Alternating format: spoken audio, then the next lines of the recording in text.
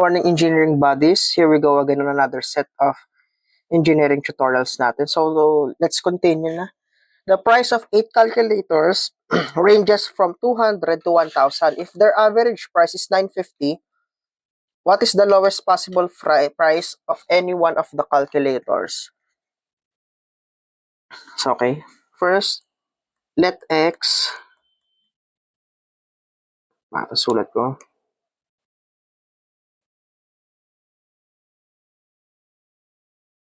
Let x be the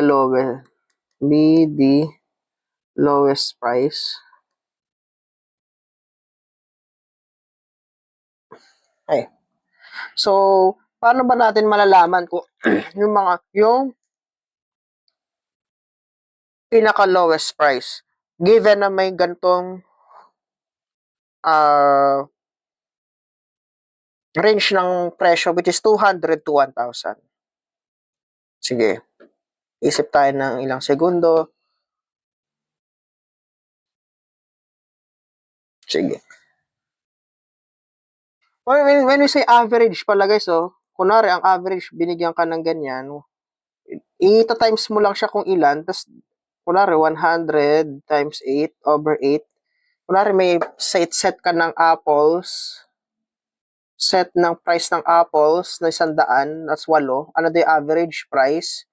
So, ilan ba yung apples na binigay? 8. So, price ng apple times bilang ng apples over kung ilan yung apples, which is 8.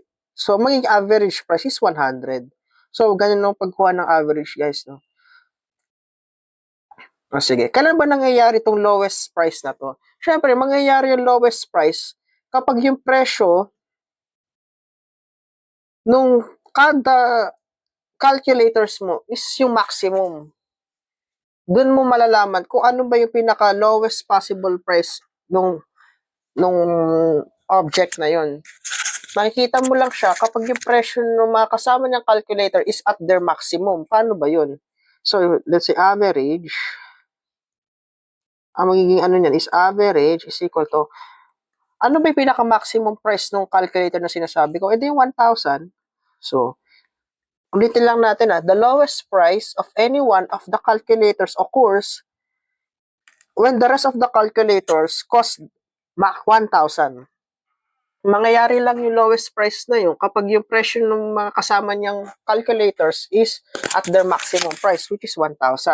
So, let's say na yung pitong calculator is 1,000. So, 1,000 times 7, i-plus mo yung lowest price ng isa, x.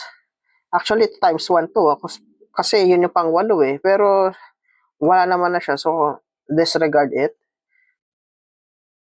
Over, kung ilan ba yung calculator, which is 8.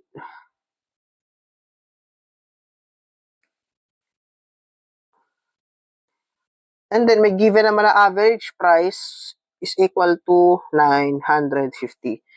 So, dyan pala, makakuha na tayo ng x. Try to calculator it. Nasolve ko na kasi ito kanina. Ang lalabas na price dyan is 600 pesos. So, yan daw yung lowest possible price of any of the calculators. Sakto naman, pasok naman siya dun sa range na 200 to 1,000. Okay? Pag may tinanong ulit ganyang problem, guys, mangyayari lang yung lowest price na yan kapag yung presyo ng mga kasama niyang calculator is at their maximum price. So, yan. 600 pesos. I believe ito siya, letter C. Okay? Next problem tayo.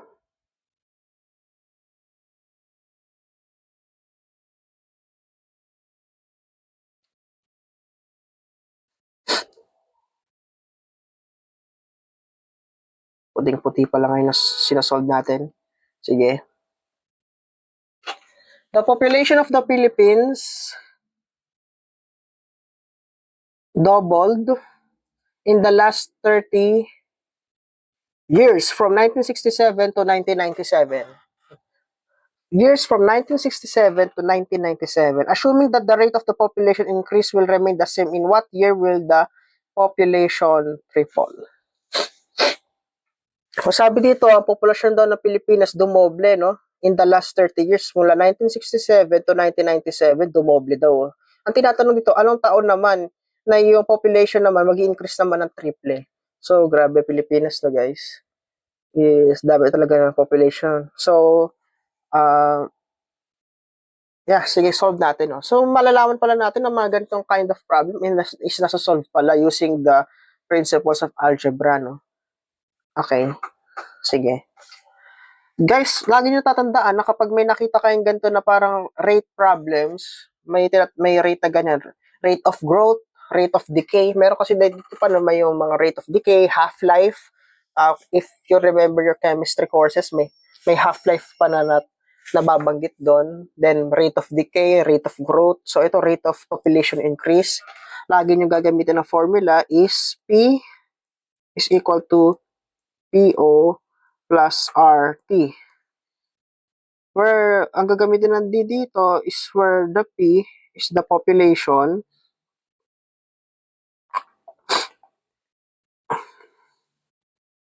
at any time T. So PO is the initial population.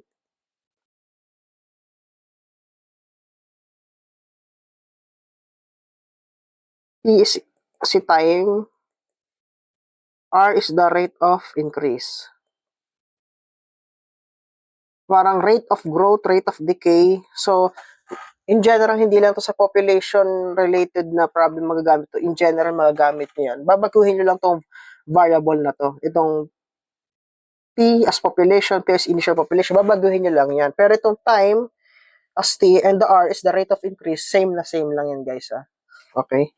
Sige, paano ba natin ina-apply yan? Sabi kasi, for 30 years,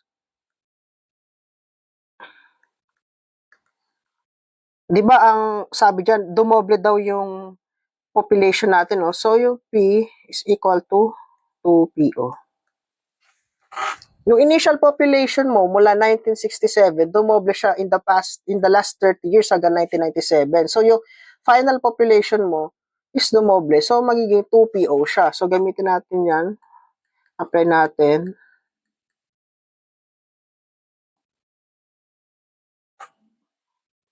Itong PO guys, hindi siya yung PO talaga na parang po, P sub O siya. So, siguro naman alam niyo na yung P sub, yung may sub na ganyan. Sabi, P is equal to 2P. So, ipalit lang natin dyan. Plus, yung rate, wala, yung time is 30 years. So makakuha tayo ng rate dito. Ang rate is PO over 30. So, paano nakuha to guys? Sige, pakita natin. Algebra lang. So, di ba ito magiging 2PO minus PO is equal to 30R. So, magiging PO na lang to. PO over 30 is equal to R. Yan. Okay? Next. Kadugtong na to guys Then, ang final, ano natin, P is equal to PO plus RT pa rin. Gagamitin pa rin natin yan.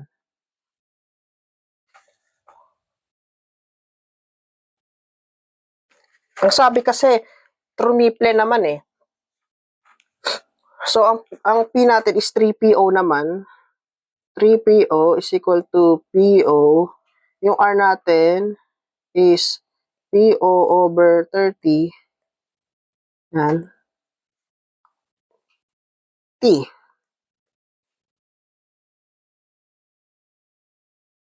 Tama ba guys?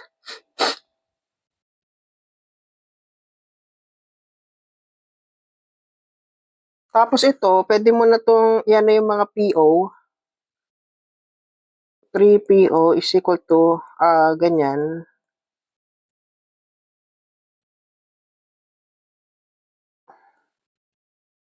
Yan, maka-cancel siya. So, makakuha tayo ng T dito.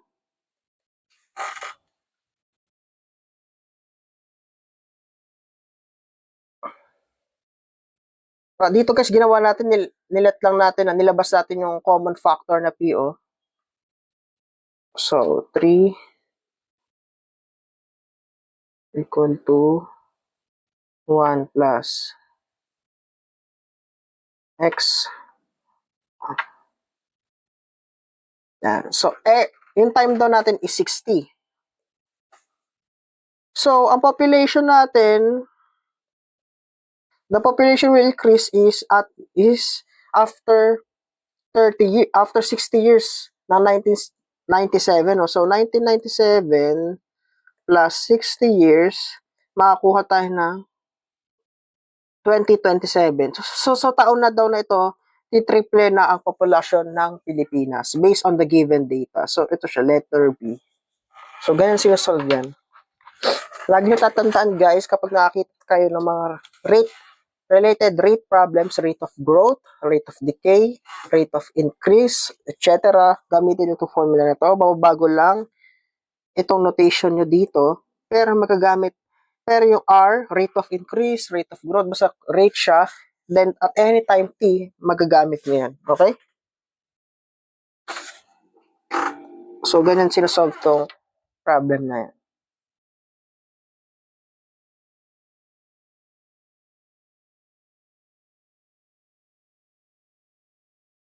Sige. Last problem, for the miscellaneous problem, lumabas daw to nung Emmy Boards 1999. So, ang tagal na, no?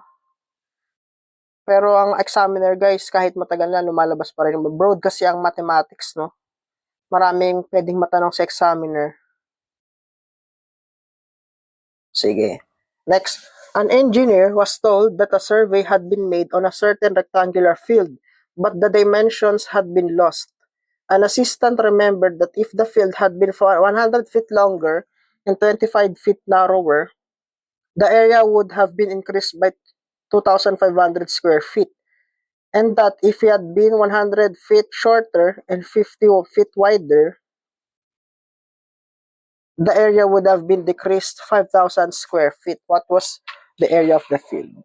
Sige, haba ng problem, no? Sige, basahin nyo muna ulit, guys.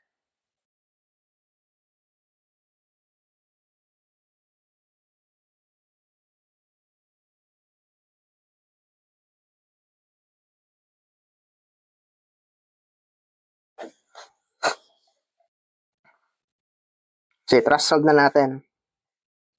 So, una natin gawin, let xy be the area. Ibig sabihin, kung yan ang area, x is the original length, y is the original width. Okay? So, first scenario, if yung assistant daw natatandaan niya na yung kung ang x daw is 100 feet longer, so lagay na natin. So, x original, kung mas mahaba daw ng 100, ang width niya is narrower, ibig sabihin, sumikip, 1 minus 25, ang area daw would have been increased by, 25 feet na, 2,500 square feet. Ano ba area at xy? So, xy plus 2,500. Ganyan si let up, guys. Ulitin natin. An assistant remember that if the field had been 100 feet longer, dun sa original length daw, kung humaba daw ng 100, so ito siya, then 25 feet narrower, sumikip yung width, ayan, nag-increase daw yung area ng 2,500. Ito na siya. Next, scenario, and if it had been 100 feet shorter, so kung mas may daw ng 100 feet, ayan, and 50 feet wider, mas lumawak.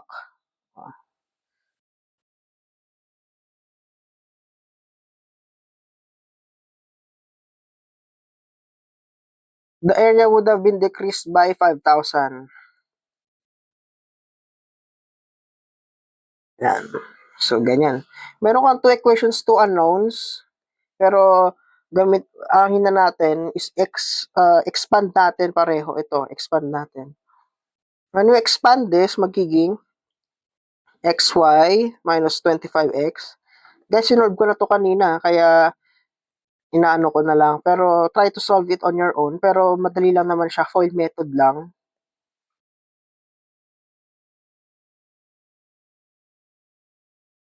Para i-simplify natin, magiging x is equal to 4y minus 200. So, ito na lang yung gamitin natin equation 1. Ito, scenario 1, scenario 2. Tapos ito, expand din natin to. Magiging xy. Foil method lang to guys, ha.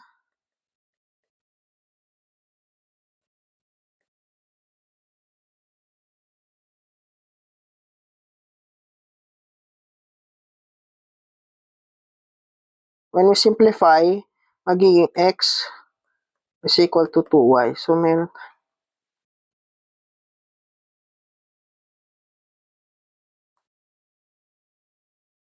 ano ta equation 2. Ngayon, substitution na lang.